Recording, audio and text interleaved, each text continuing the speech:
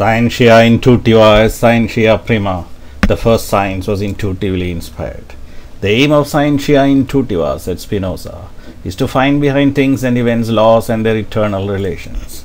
What the seers cognized in higher states of consciousness, in cosmic consciousness and above, came to be known as the 12 intuitive sciences, and these collectively came to be known as the eternal Vedas. Hence these sciences are said to be divine in origin. Descendite cielo, they come from heaven. They were never written, they were heard. What the seers still hear is only an infinitesimal portion of the infinite Vedas. Anandavai Veda, they have been defined as the breath of the eternal. Welcome to eastrovedica.com. I am G. Kumar.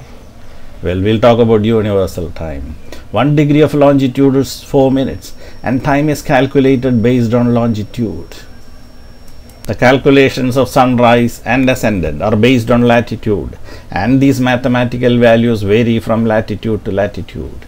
The Vedic concept of time is based on the celestial phenomenon of the rotation of the earth round its own axis and its movement round the sun. One constitutes the celestial sphere and the other the ecliptic sphere.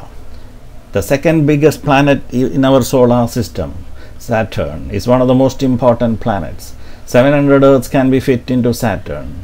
He is the indicator of sorrow, and if he be benign, the horoscopian will be a wise one, freed from sorrow.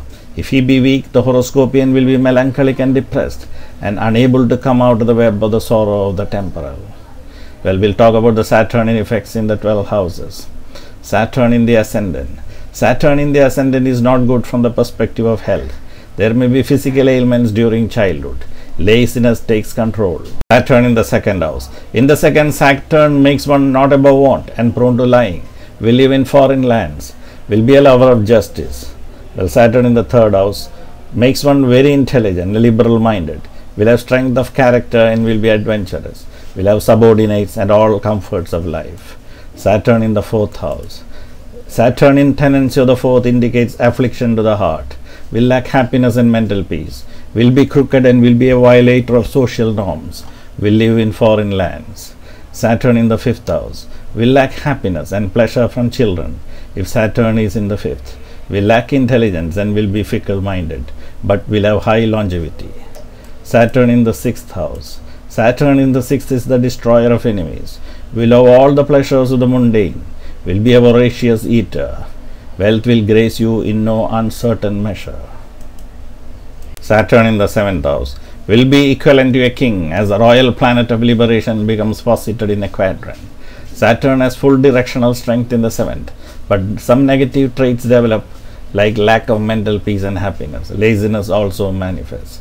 Well, Saturn in the eighth house makes one prone to illness, will be crooked, sorrowful, and will be abandoned by relatives. Saturn in the ninth house makes one egotistic, without much wealth, and devoid of happiness from father, will indulge in sinful acts.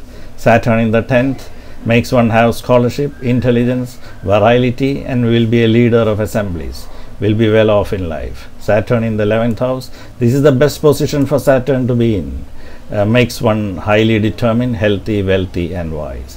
Saturn in the 12th, Saturn makes one devoid of happiness and wealth, will be tormented by illnesses, will be subject to the machinations of enemies. Please subscribe to our videos at http://www.youtube.com/zodiacastro1.